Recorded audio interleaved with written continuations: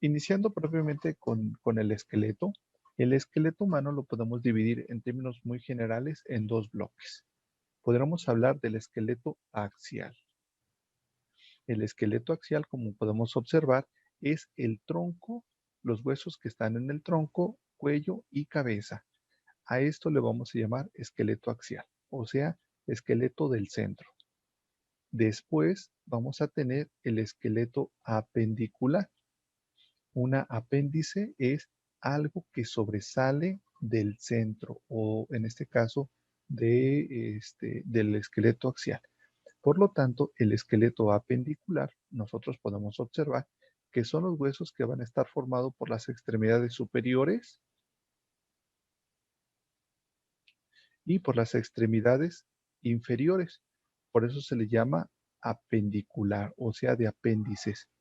En otras palabras, son huesos que están pegados al tronco o al centro del cuerpo humano. Nosotros podemos decir entonces que aquí tenemos el esqueleto axial y el esqueleto apendicular. Muy bien. El esqueleto axial está formado por 80 huesos y el esqueleto apendicular está formado por 126 huesos.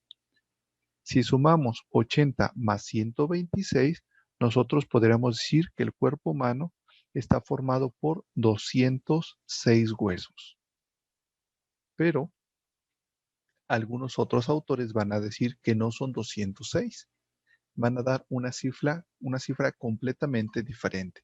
Puede ser mayor o inclusive puede ser menor, pero por lo regular tiende a ser mayor. ¿Alguien que me pueda decir por qué algún otro autor dirá que tenemos más de 206 huesos? Pues los niños podría ser, tienen más huesos, ¿no? Que lo que son los adultos. No, O puede ser que tuvo un hueso que estaba, como usted estaba diciendo, se me olvidó el nombre, se me fue. Igual que tengan huesos sesamoideos, ¿no? Que tengan más Ah, sí, huesos o menos huesos. es correcto. Todos los huesos que vamos a ver nosotros, digamos en esta y en las siguientes clases, son huesos contabilizados en los 206. En estos 206 huesos no se están contabilizando los huesos sesamoideos. Y después vamos a observar que existen huesos que es la fusión de otras estructuras. Ejemplo, en el desarrollo humano hay células que van a tener características con capacidad de osificarse. Estos fragmentos van a llegar a un momento en el cual se van a unir. Entonces vamos a ver después que hay huesos que están formados por la osificación de otros huesos. Entonces, para algún autor va a ser un solo hueso la unificación de todo y para otros autores puede ser que aunque estén unidos son huesos completamente diferentes. Por lo tanto, nosotros vamos a manejar únicamente 206 huesos y vamos a, que es usualmente lo más utilizado aquí en nuestra área, en el área en México y sobre todo en la escuela anglosajona, porque la escuela europea, ellos pues consideran que no necesariamente tiene que ser así, en términos muy generales. Toda la información, cada vez que ustedes ven un libro o independientemente de la fuente donde ustedes la adquieran, van a tener dos escuelas. Por ejemplo, la escuela anglosajona, es decir, no, mejor vamos a hablar un poquito de historia, ¿sale? Así, vamos a pasar de anatomía a política e historia.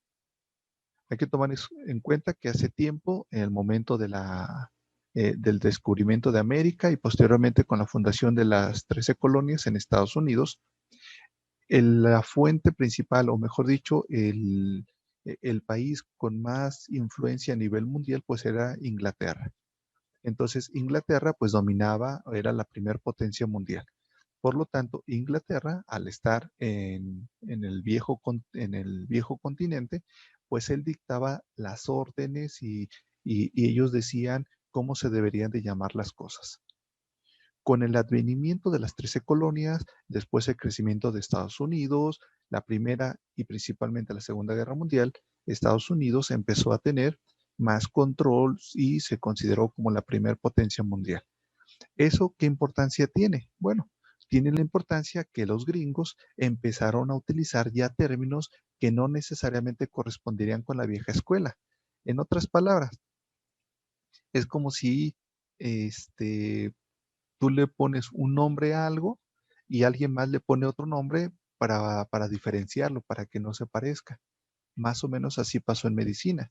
De tal forma que tenemos dos escuelas. La vieja escuela, es decir, del viejo continente, donde todos los libros provenientes de España, Francia, Alemania, Inglaterra, de cualquier otro país, pero que sea del viejo continente, por lo regular ellos utilizan términos y nombres de la vieja escuela. Por ejemplo, patela.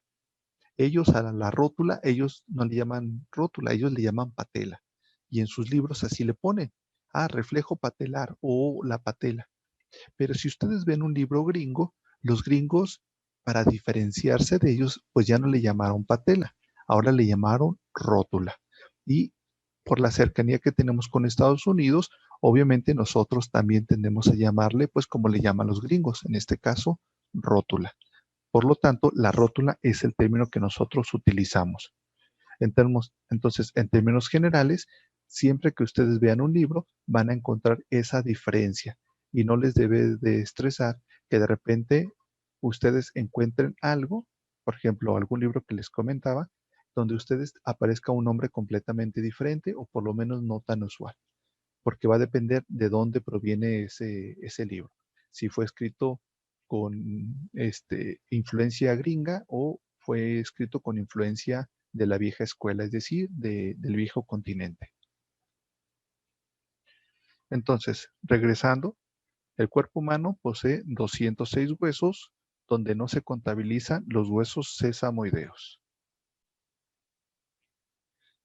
Hablando del esqueleto axial, está formado por 80 huesos. Esos huesos pues van a estar divididos en términos muy generales en estas estructuras. Por ejemplo, la cabeza, y dentro de la cabeza pues va a haber unos huesecillos muy pequeños que se van a cargar de la audición, que son los huesecillos de la audición. Después vamos a tener un hueso que aquí no se alcanza a observar, pero posteriormente lo vamos a observar, que es el hueso hyoides. Es un hueso que tenemos en la garganta. Después vamos a tener lo que es toda la columna vertebral o todos los huesos que forman la columna vertebral. Y después, en este caso, el tórax, incluida principalmente las costillas. Todos estos huesos van a formar pues los 80 huesos.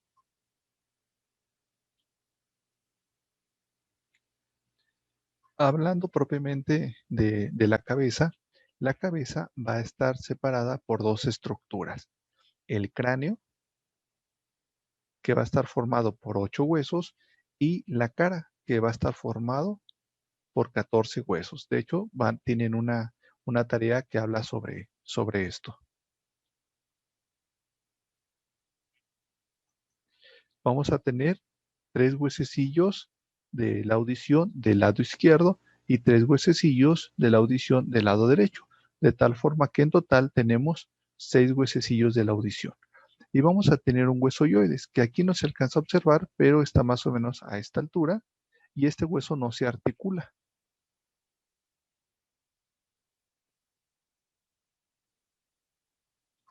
Vamos a tener la columna vertebral, la cual va a estar formada por 26 vértebras. Y la caja torácica. La caja torácica va a estar formada por dos tipos de hueso. Los más conocidos pues son las costillas, que vamos a tener 24 costillas. Vamos a tener 12 del lado izquierdo y vamos a tener 12 costillas del lado derecho. Tanto las costillas del lado derecho como las del lado izquierdo se van a articular en la parte de enfrente con un hueso que se llama esternón, en el cual obviamente va a estar en la parte anterior. Inclusive ustedes lo pueden tocar. Si ustedes se tocan en el centro, van a sentir algo muy duro que no es otra cosa que el hueso del esternón. Este hueso del esternón también va a ser muy importante cuando hablen de soporte vital básico. Al presionar este hueso, automáticamente lo que estamos haciendo es una compresión y de forma indirecta el corazón, que está muy pegado al esternón, pues se va a estar apachurrando y en términos muy simples, pues va a ayudar a expulsar la sangre.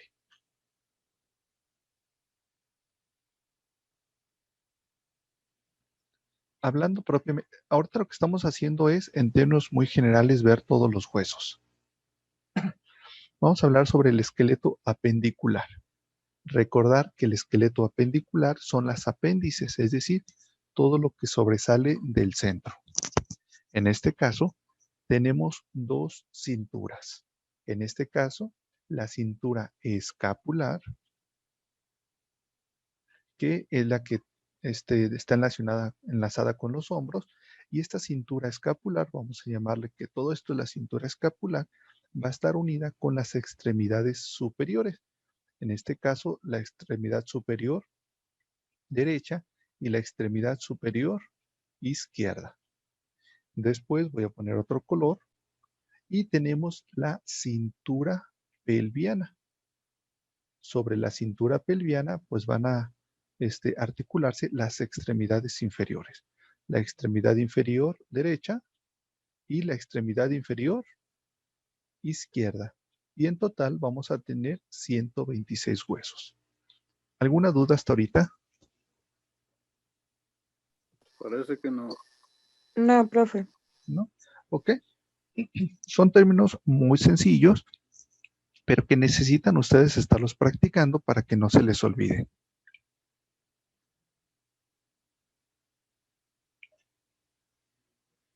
Profe, ¿Mandé? Sí, lo escucho. entonces lo que dijo la otra de las extremidades inferiores son de lo que conjunta también de lo de la cintura. A ver, reformule la pregunta. Sí, usted dijo que las cinturas pelvianas es lo de la cintura. ¿Ok? ¿Sí es correcto? Eso, y las extremidades es como junto igual con lo de las cinturas pelvianas. Las extremidades inferiores serían los pies, entonces. Es correcto. Pero cuando decimos referencia a extremidades inferiores, nos referimos a todos los huesos que están articulados. Después vamos a ver que si yo digo extremidad inferior derecho, me refiero al Como al me refiero al fémur, o sea, me refiero a este hueso. Deje cambio de color, lo voy a poner así un color como rojo. Si yo digo extremidad inferior, yo me refiero de aquí hasta acá. lo que sería como lo del pie, pues, toda la pierna. Bueno, es que este sería el muslo, esto sería Sí. la pierna y esto sería el pie. O, Entonces, si yo digo extremidad inferior, me refiero a todo. a todo lo que es, pues. Ujú. Esto va a ser muy útil, por ejemplo, cuando presente una caída. Vamos a suponer, yo voy por la calle y veo que alguien va en motocicleta y se cae. Y entonces presenta una herida. Dejen borrar aquí. Así, voy a borrar todo esto. Ok, entonces, este paciente presenta una herida. Vamos a suponer que la herida la tiene aquí. ¿Sale? Entonces, esta herida, yo no he visto la herida, yo solo sé que hay sangre, entonces yo supongo que hay una herida, ¿sale? El paciente está acostado en el piso, no se puede mover y refiere mucho dolor porque se está agarrando esta parte y yo veo sangre. Entonces yo me asusto y hablo al 911, o sea, 911, para pedir pues la intervención de una ambulancia, pues para que venga a valorar al paciente. Como yo no sé exactamente qué es lo que tiene, algo que puede decir la población es decir, si tú ya eres un profesional y tú estás en el evento, sería muy conveniente que tú dijeras, paciente masculino que presenta una herida en la extremidad inferior izquierda. ¿En qué parte? No lo sé, porque puede ser que tenga una lesión acá, o aquí, o en la rodilla, o acá, o aquí, o inclusive hasta acá. Entonces,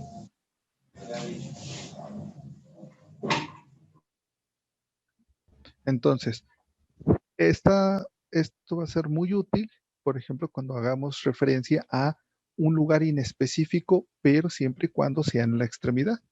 Y esta extremidad obviamente se está articulando a través de la cintura pelviana. ¿Sí le quedó un poco más claro? Sí, gracias, profe. ¿Ok? ¿Alguna duda? ¿Algún otro comentario o duda? Profe, ahorita que mencionó de las tres partes de la extremidad inferior derecha, mencionó pie, pierna y la parte de arriba, cómo la mencionó? Muslo. Muslo, muy bien. Muslo, pierna y pie. Ujú. Muy bien, gracias. Muslo, pierna y pie. En el Muy bien. brazo sería brazo y antebrazo. O sea, a toda esta porción. Ujú. Muy bien. Gracias, profe. Sí, de nada.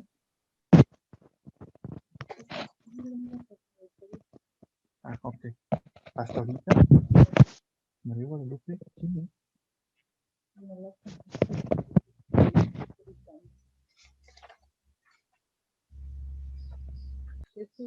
Ese es acuse. Acuse. Acuse. Esto no se sella. Se los estaban pidiendo, doctor. No, sí, pero es que estos son para las empresas, Ajá. para la empresa y para... Pero si les piden el sello, ¿no? Digo, firma o no. No, ¿Seguro? no, porque para eso son los acuses. Los que se firman son los acuses. Bueno. Porque en teoría es así. Por ejemplo, cuando entrega un oficio, Ajá. cuando entrega un oficio, mira, le entrego, Sí. y ya dice, me firma, y ya, te lo dejo, y yo me lo quedo. Sí. De que ya, si se te pierde, ya. Sí. De bronca Y como, tuya. y como una es para la universidad Ajá. y la otra es para la empresa, Entonces, ajá, por eso en teoría no se deberían ¿firma? de firmar, ¿no? Sí, va. Ok, muy bien. Entonces, ¿algún otro comentario, muchachos? Sí, profesor, entonces si la herida es exactamente la rodilla y le piden que especifique más, ¿usted diría que es muslo o pierna? No, usted ya lo dijo, rodilla. Ah, ok. Gracias. Aquí obviamente va a intervenir muchísimo su criterio. O sea, en la práctica, pues no tendría mucho problema. Vamos a poner así un caso así muy práctico. Ok.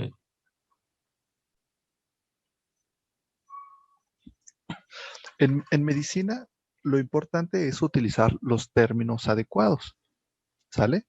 Pero vamos a suponer que se te olvide el término, que tú digas, caramba, aquí vamos a suponer que tiene todo esto bien hinchado, ¿sale? Por la caída o por un golpe que recibió. ¿En dónde está la lesión o qué puede originar en el hueso? Pues bueno, puede originar una fractura. ¿En dónde está la fractura? No lo sé. En el ámbito prehospitalario es muy complicado el poder identificarlo a menos que el hueso esté expuesto. Y aún aunque esté expuesto, en muchas ocasiones, cuando involucra la rodilla, pues no puedo saber si es el hueso de arriba, o sea, el fémur, o es el hueso de abajo, la tibia. Entonces, como usted lo dijo, si la sospecha clínica es aquí, pues utilice el término coloquial, rodilla, Ok. y puede definir la lesión. Por ejemplo, presenta una herida con exposición de tejido óseo. La herida mide 10 centímetros, localizada en la rodilla derecha. Y ya, en esos términos generales, pues yo ya me di una idea de cómo está la lesión. A menos que tomen en cuenta que ustedes van a transmitir lo que ustedes ven a través de radio. O sea, el médico, quien va a recibir al paciente, pues no está viendo al paciente. Entonces, los ojos del médico son sus palabras. Y la forma más sencilla pero específica que ustedes determinen la lesión, obviamente pues va a ser mucho más útil al momento de poder tomar yo una decisión. Por ejemplo, si yo estoy sospechando que esta lesión es una fractura expuesta, pues yo les preguntaría, oye, ¿cuánto mide la herida? Y ya tú me dirías, oye, ¿y qué tan profunda es? Por ejemplo, superficial o profunda. Superficial es como un raspón así fuerte. Ya profunda, a lo mejor es cuando ya se vea el músculo, o inclusive los ligamentos, o el hueso. Entonces tú ya La me puedes, grasita, ¿no? Que debe ¿mande? ser como blanco es la grasa. Ajá, el tejido celular subcutáneo. Tú ya me puedes decir, doctor, el paciente presenta una herida de 10 centímetros y yo observo tejido óseo, si es que hay hueso. O se observa el tejido celular subcutáneo. O puedes decir simplemente una herida profunda. Y o sea, ya me doy una idea de que no es superficial, sino que sea algo de consideración. Ok, entendido. Y en la práctica, lo más importante, les digo, es que puedan transmitir pues el conocimiento. No hagan las tareas para mí. Si ustedes hacen las tareas para mí, es decir, si ustedes hacen las tareas por entregarlas, lamentablemente no van a aprender. Necesitan hacer las tareas para ustedes. Un ejemplo Claro. sencillo es, cuando ustedes hagan una tarea, al final piensen y háganse esta pregunta: ¿qué aprendí? Si aprendiste algo, bien hecho. Lo que hiciste, lo que sea que hayas hecho, lo que hiciste contribuyó en tu aprendizaje. Si tú la hiciste por entregarla, lamentablemente te tengo que decir que desperdiciaste los 20 minutos o la hora en hacer la tarea, porque no está contribuyendo en nada en tu educación. Lo mismo cuando estén en alguna práctica, en algún servicio, o cuando vayan de voluntarios, o si alguien ya tiene la posibilidad de estar frente a un paciente, siempre al final de la guardia o de la estancia que ustedes estuvieron ahí, háganse la pregunta: ¿qué aprendí? No basta con estar 12 horas en una unidad de urgencia si no aprendiste nada. Pudiste haber estado 20 minutos y ser muchísimo más eficiente en tu aprendizaje que estar 24 horas en una unidad sin haber aprendido nada.